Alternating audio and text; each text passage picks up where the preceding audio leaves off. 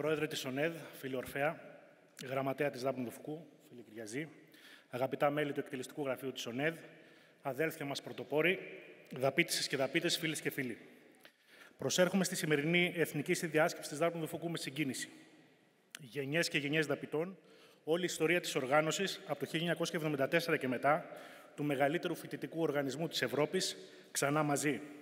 Ξέρετε, εγώ την οργάνωση τη ζω από το 2006, κάτι λιγότερο από 20 χρόνια. Όντας τότε πρωτοετής φοιτητής στο τμήμα Κοινωνιολογίας του Πανεπιστημίου Αιγαίου, εισερχόμενος στους κόλπους της Δάπνου του Φουκού Μυτιλήνης. Σε αυτό το σημείο, να κάνω μια εξαίρεση και μια ξεχωριστή μνήα στις δαπίτισσες και τους δαπίτες που ήρθαν σήμερα από κάθε σημείο της επαρχίας, πόσο μάλλον δε όσους ταξίδεψαν 12 ώρες με καράβι από κάθε γωνιά του Αιγαίου για να δηλώσουν παρόν σε αυτή τη μεγάλη γιορτή. Να ξέρετε ότι αυτές οι οργανώσεις της επαρχίας, πόσο μάλλον οι οργανώσεις των ακριτικών μας πανεπιστημίων, πονάμε λίγο περισσότερο την οργάνωση. Δενόμαστε μαζί της μια ζωή. Κλείνει η παρένθεση. Θεωρώ ότι όλοι οι πρώην γραμματείς είμαστε σήμερα εδώ να μεταλαμπαδεύσουμε τις εικόνες και τις εμπειρίες μας. Προς τους μικρότερους έχω να πω το εξής. Είμαι της άποψης ότι όλα ξεκινούν από τη δουλειά. Είμαστε όλοι οι δαπίτες το ίδιο? Η απάντηση είναι όχι. Άλλο ψηφίζω και στηρίζω τη ΔΑΠ και άλλο είμαι στέλεχος της Δάπνου του Φουκού. Από τι εξαρτάται αυτή η διαφορά? Πώς από απλό μέλος γίνομαι στέλεχος? Από την θέληση να βοηθήσεις. Να μάθεις όμως και να βοηθήσεις. Να διαβάσεις. Να ξέρεις το λόγο που τρέχεις, τις προτάσεις της οργάνωσης, τους αντιπάλους, τις διαφορές μας, την ιστορία του καθενός. Ποια στελέχη και ποιες οργανώσεις προχωρούν? Όσες έχουν ιδεολογικό και πολιτικό υπόβαθρο. Όσες χτίζονται για οργανώσεις, για παρουσία στο Σύλλογο Φοιτητών και όχι για συνθήματα. Μας νοιάζει να είμαστε οι μόνοι? Όχι. Η Δάπνου του Φουκού δεν θέλει να ξεχωρίζει αθροίζοντας παραταξιακές αδυναμίες. Η ΔΑΠ θέλει να ενώνει τις υγιείς φωνές ολόκληρου του φοιτητικού κινήματος. Η Δάπνου του Φουκού άντεξε και αντέχει στον χρόνο όχι μόνο γιατί ήταν μόδα. Άντεξε γιατί αντέχουν οι προτάσεις της. Φτάνει σήμερα μόνο αυτό? Να είμαστε δηλαδή οι καλύτεροι δαπίτες? Οι καιροί πλέον απαιτούν να φουγκραζόμαστε την κοινωνία. Και στην κοινωνία τα πυροτεχνήματα, το διθενηλίκι και η μαγιά δεν περνάει πλέον. Η καθημερινότητα είναι δύσκολη και οι δαπίτες οφείλουν πρώτα και πάνω απ' όλα να είναι οι καλύτεροι φοιτητές της σχολής. Να είναι πρώτοι στο μάθημα και όχι μόνο στο τραπεζάκι. Να συμβουλεύουν τους συμφοιτητές τους για εφόδια και εξειδίκευση που έχει ανάγκη αγορά εργασίας. Να είναι το σημείο αναφοράς. Να εμπνέουν σεβασμό. Να αποτελούν πρότυπα. Εγώ λοιπόν είχα την μέγιστη τιμή να υπηρετήσω τη Δάπνου του Φουκού ως γραμματέας της σχετικά σε μεγαλύτερη ηλικία. Από το 2006 έως το 2024, μέσα από τη Δάπνου του Φουκού έχω ζήσει όλες τις μεγάλες στιγμές της τριτοβάθμιας εκπαίδευσης, αλλά και στιγμές μέσα από την κοινωνία που στιγμάτιζαν με αρνητική χρειά κάθε τόσο την παιδεία. Ως πρωτοετής έζησα την μεγάλη μεταρρύθμιση που θέλησε να φέρει η κυρία με κάπα κεφαλαίο Μαριέτα Γιαννάκου, που καιγόταν όλη η Ελλάδα για μέρες. Έζησα τα Δεκεμβριανά με τον άδικο θάνατο του μαθητή Γρηγορόπουλου και ό,τι δυστυχώς επακολούθησε αυτού. Έζησα την κολοτούμπα του τότε Προέδρου Γιώργου Παπανδρέου για την αναθεώρηση του άρθρου 16. Έζησα τον περίφημο νόμο Διαμαντοπούλου με τη Νέα Δημοκρατία να ψηφίζει υπέρ τότε. Ως φοιτητής ψήφιζα σε πριτανικές εκλογές με ποσοστό για την φοιτητική κοινότητα στο 45% και συμμετείχα μαζί με άλλους συμφοιτητές μου με ψήφο, παρακαλώ, σε εκλεκτορικά για την ανάληξη καθηγητών. Έζησα την καταστροφική για τη χώρα και συνάμα για την παιδεία τετραετία του Τσίπρα, την συγχώνευση των ΤΕΗ με το ΑΕΗ, το άσυλο της ανομίας, την κατάργηση της βάσης του 10 και ούτω καθεξής. Σε όλα αυτά η ΔΑΠ ήταν εκεί, με ανοιχτή την πόρτα και για να μπει κάποιος, αλλά και για να βγει. Με αίσθημα αυτοκριτικής και όχι μόνο ήταν εκεί, αλλά κάθε χρόνο σημείωνε όλο και μεγαλύτερα ποσοστά. Ένα φαινόμενο, ανεξαρτήτως του τι έκανε η Νέα Δημοκρατία, η ΔΑΠ σάρωνε τα πάντα στο πέρασμά της. Υπήρχαν βέβαια και στιγμές που ένιωθα απλώς χειροκροτητής. Υπήρχαν στιγμές που ένιωθα η οργάνωση να χάνει λίγο το βηματισμό της. Να εγκλωβίζεται, να κάνει λάθη, να ξανακάνει λάθη.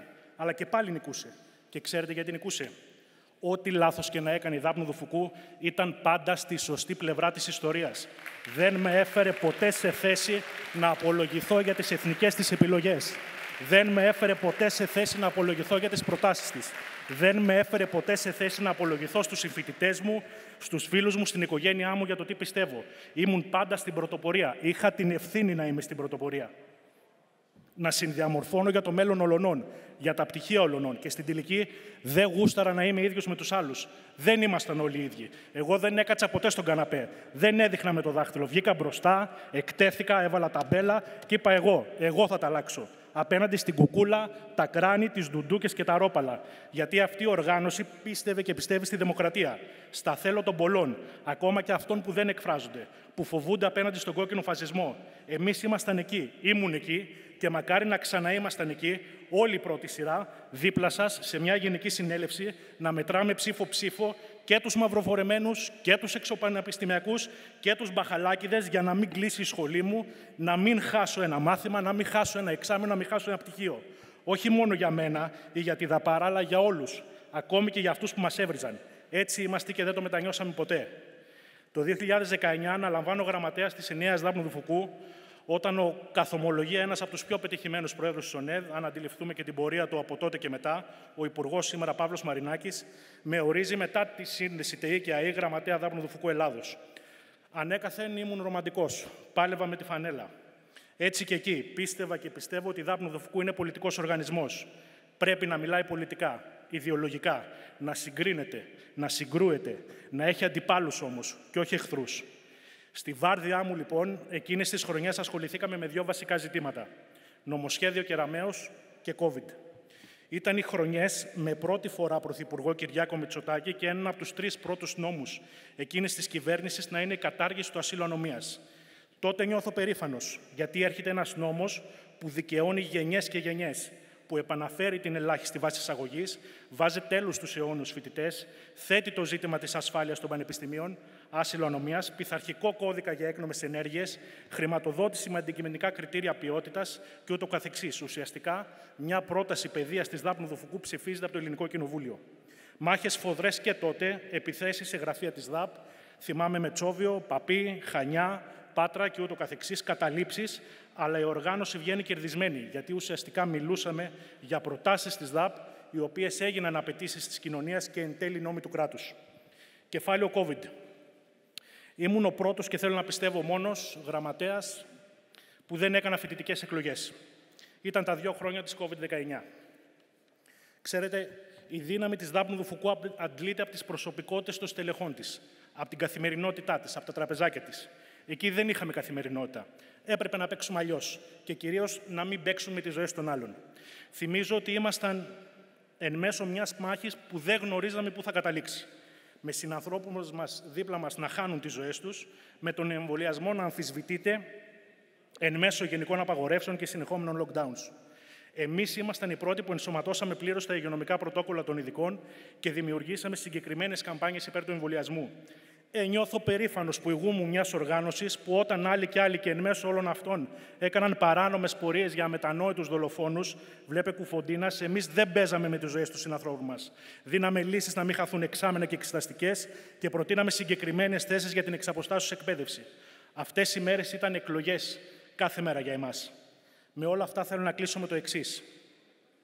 Εμένα η Δάπνου του Φουκού μου έμαθε να μιλάω και να σκέφτομαι πολιτικά. Να έχω αρχές και αξίες.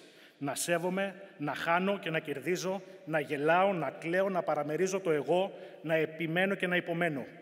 Μέσα από τη Δάπνου του Φουκού μεγάλωσα, ανδρώθηκα, έκανα οικογένεια, φίλους πραγματικούς, μου χάρασε αξέχαστες αναμνήσεις, μοναδικές στιγμές, ιστορίες ζωής. Θυμάμαι φίλους που μας συνδέει μόνο η ΔΑΠ, η αγωνία της συνέλευσης, το ξύπνημα για το τραπεζάκι, η κινητοποίηση, τα γραφεία, το κηλικείο, η αφισοκόλληση.